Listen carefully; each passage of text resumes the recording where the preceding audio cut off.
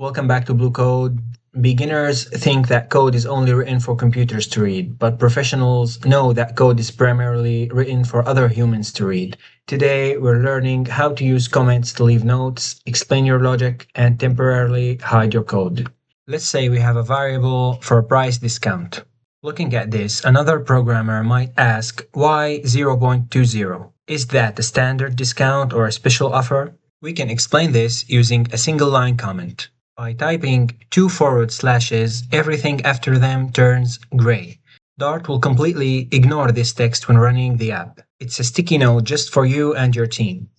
What if we need to write a long explanation? For example, adding a description at the very top of your file. We could use single line comment multiple times, like this: author John, team Blue Code.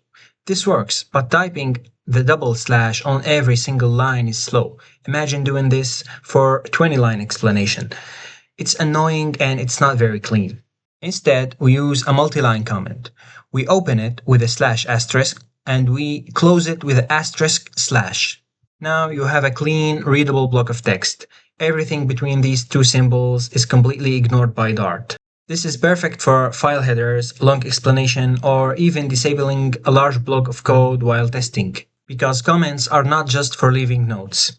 As a developer, your most powerful use for comments is temporarily disabling code while testing. Let's type print run this line, print do not run this line.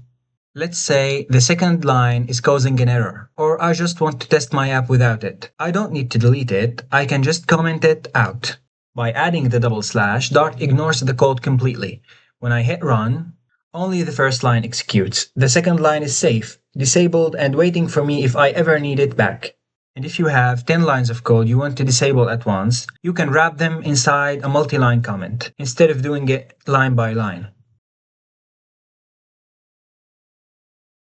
Before we finish, you should know that there is a third type of comment in Dart.